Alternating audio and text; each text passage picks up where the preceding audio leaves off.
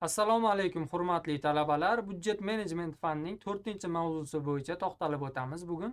Mavzumiz natijaga yo'naltirilgan va xarajatlar usulida budjetlashtirishning farqli jihatlari haqida gaplashib o'tamiz. Bugungi rejalarimiz davlat moliyasini boshqarish islohoti, natijalarga yo'naltirilgan budjetlashtirish maqsadi va xarajatlar usuliga nisbatan afzalliklari, xarajatli usuldan natijaga yo'naltirilgan budjetlashtirishga o'tish bosqichlaridan iboratligini ko'rib o'tamiz. Birinchisi davlat moliyasini boshqarish islohotlari. Davlat moliya tizimida o'tkazilayotgan islohotlar davlat xarajatlarini boshqarish samaradorligini oshirishni nazarda tutadi. Davlat iqtisodiyoti isloh qilish va bozor munosabatlarini rivojlantirish jarayonlarida hal qiluvchi rol o'ynashini sizlar bilan ko'rishimiz mumkin ekan. Davlat moliyasini boshqarish islohotlarining yana bir yo'nalishlarining maqsadli budjet ijrosining avtomatlashtirilgan g'aznachilik tizimiga respublikada joriy qilinishidan iboratligini ko'rishimiz mumkin ekan. Mamlakatimizda bugungi kunga kelib o'sha g'aznachilik tizimi to'laqonli avtomatik tizimga o'tganligini ko'rishimiz mumkin ekan. Davlatni boshqarishning qator yo'nalishlari mavjud bo'lib, ularga naqd pul mablag'larini boshqarish, moliyaviy rejalashtirish, ya'ni davlat xarajatlari moliyalash uchun kerak bo'ladigan g'aznachilikning yagona g'azna hisob raqamiga tushadigan tushumlarni taxminlashtirish, ya'ni prognozlashtirishni ko'zda tutadi. Davlat qarzlarini boshqarish va davlat moliyaviy aktivlari ustidan nazorat qilishdan iborat ekanligini ko'rishimiz mumkin ekan. Bunda O'zbekiston Respublikasining davlat budjeti g'azna ijrosi to'g'risidagi o'sha qaror ishlab chiqilgan. Bunda o'sha davlat budjetining yagona g'azna hisob raqami, ya'ni kassa usulida boshqarilishi, g'aznachilik joriy etish orqali daromadlar qismidagi tushumlarning to'liq va o'z vaqtida tushishi, xarajatlar qismining esa maqsadli sarflanishini nazorat qilishga imkon berishini ko'rishimiz mumkin ekan. Budjet mablag'larining maqsadli va samarali foydalanishi bu budjet intizomiga rioya etilishi orqali daromadlarning o'z vaqtida tushishi, budjet ijrosini natijadorligini beradi. G'aznachilik esa bu asosiy maqsad bo'lib, davlat moliyaviy resurslari samarali boshqarish uchun ijobiy ta'sir ko'rsatuvchi omil hisoblanishini ko'rishimiz mumkin ekan. Jahon amaliyotida ham ko'rishimiz mumkin ekan. Jahon amaliyotida ham o'sha davlat moliyasini boshqarish g'aznachilik va bank tizimlari orqali amalga oshiriladi. Mamlakatimizda ham xuddi shunaqa tizimda amalga oshirilishini ko'rishimiz mumkin ekan. Budjet tizimi xarajatlari g'aznachilik orqali nazorat qilishi, shakllantirilishi va boshqarishi, budjet tashkilotlari mablag'larining shaxsiy g'azna hisob raqamlari orqali amalga oshirilishi, pul mablag'lari esa bank tizimlari, tijorat banklari orqali o'tkazilishini ko'rishimiz mumkin ekan.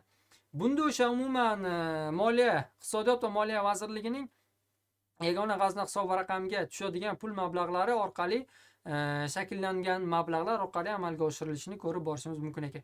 Budjet tizimining barcha bosqichlarida yagona tashkiliy tuzilma, ya'ni g'aznachilikning mamlakatimizdagi barcha hududiy ko'lamda bir xilda ishlashini ta'minlab berish asosiy maqsad uchun yagona yaratilgan g'aznachilik tizimi hisoblanishini ko'rishimiz mumkin ekan. G'aznachilik tizimining ijobiy tomonlarini bir qator bo'lib, asosiylar quyidagilardan iborat, ya'ni budjet tizimini samarali boshqarish, budjet daromadlari tushumini nazorat qilish, monitoringini amalga oshirish, xarajatlarni budjet tasnifi asosida amalga oshirish, xarajat moddalari orqali amalga oshirish, ularni tezkor, aniq, shaffof tarzda yetkazib beruvchilarga yetkazish orqali budjet jarayonidagi vaqt uzilishlarini oldini olish va vaqtlarni qisqartirish va budjet jarayonida amalga oshirilayotgan ishlarni to'laqonli, tez va samarali amalga oshirishdan iboratligini, buni asosiy ijobiy tomonlarini ko'rishimiz mumkin ekan. Endi natijaga yo'naltirilgan budjetlashtirish bu maqsadli va xarajatli usulga nisbatan afzalliklari. Bunda mamlakatimiz prezidenti Shavkat Miromonovich Mirziyoyev tomonidan O'zbekiston Respublikasi Konstitutsiyasining 26 yilligiga bag'ishlangan ma'ruzasida quyidagicha ta'kidlab o'tilgan: xalqimiz farovon hayot kechirish uchun munosib sharoit yaratish Konstitutsiyamizning bosh maqsadidir. Harakatlar strategiyasida belgilangan vazifalarni bajarish hamda xalq bilan muloqotlarda bildirayotgan takliflar asosida kelgusidagi ijtimoiy sohada quyidagi vazifalarni amalga oshirishimiz lozim bo'ladi. Mamlakatimiz prezidenti har bir yig'ilishlarda mamlakatimizda amalga oshirilayotgan budjet jarayoni, budjetni shaffofligi va ochiqligini ta'minlashga urg'u berib o'tadilar va shu orqali mamlakatimizda keyingi yillarda ko'rishimiz mumkin yangi 3-Renessans, ya'ni yangi O'zbekiston Konstitutsiyasi ham qabul qilinganligini ta'kidlab o'tishimiz kerak bo'ladi. Endi natijaviylikka yo'naltirilgan budjetlashtirish elementlari quyidagilardan iborat. Bu taklif qilingan chora-tadbirlar zaruriyligini asoslash, muqobil imkoniyatlarni aniqlash, xarajatlarni natijalar bilan taqqoslash va baholashdan iborat ekanligini ko'rishimiz mumkin ekan. xarajatlarni boshqarish va natijaviylikka yo'naltirilgan budjetlashtirish texnologiyalarini taqqoslash quyidagi mezonlar asosida ishlab chiqilgan. Taqqoslash mezonlari, natijaviylikka yo'naltirilgan budjetlashtirish mezonlari va xarajatlarni boshqarish mezonlarini ko'rishimiz mumkin ekan. Bunda eng katta jarayon bu rejalashtirish, ishlarni amalga oshirish, kutilayotgan samaradorliklarni baholash, budjet jarayonlarini detallashtirish, budjet xarajatlarini nazorati, tashqi nazorati va belgilangan bosqichlar asosida xarajatlarni boshqarish bo'yicha taqqoslamalarni ko'rishimiz mumkin ekan. Natijaviylikka yo'naltirilgan budjetlashtirishning tashkillashtirish bosqichlari quyidagilardan iborat. Davlat budjeti boshqarishning ochiqligi, oshkoraligi, tushumlarning ta'minlanganligi, muayyan belgilarga ko'ra tuzilgan budjet dasturlaridan iborat dasturiy budjetlarni shakllantirishdan iborat ekanligini ko'rishimiz mumkin ekan. Bularni hammasini qisqa qilib aytadigan bo'lsak, ochiqlik va shaffoflik asosida belgilangan muddatlarda davlat budjetini dasturini amalga oshirishdan iboratligini ko'rishimiz mumkin. Keyingi bosqichimiz bu xarajatlar. Ya'ni xarajatli usuldan natijaviylikka yo'naltirilgan budjetlashtirishga o'tish bosqichi hisoblanadi. Umuman hamjamiyatimizda ham, jahon amaliyotida ham yaratilgan boylik va ne'matlarning davlat budjetiga jamlanadigan qismining jamiyat a'zolari o'rtasida maksimal darajada adolatli taqsimlanishini ta'minlash kerak. Bilamizki, moliyaviy resurslar ham, barcha resurslar ham cheklangan, lekin cheksiz ehtiyojlar bor. Xuddi shuningdek, xarajatlar ham cheksizligi orqali ularni o'ziga va egasiga aniq va samara yetkazib berishimiz kerak bo'ladi. Bunda budjetlashtirish qanday avtomatlashtirilishi nazarda tutilgan. O'tgan darslarimizda aytib o'tganimizdek, budjet jarayonini avtomatlashtirishda sun'iy intellekt, dasturiy ta'minotlardan, data komplekslardan foydalanish nazarda tutilgan.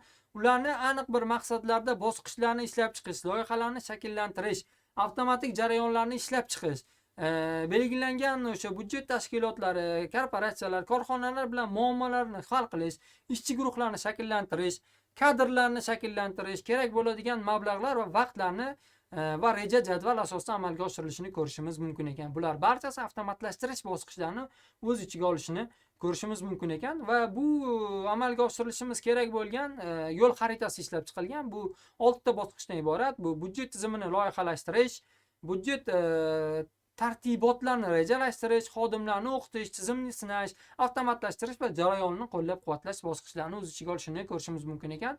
Umuman olganda bu umuman hisobotlarni o'z ichiga olishini ko'rishimiz mumkin ekan.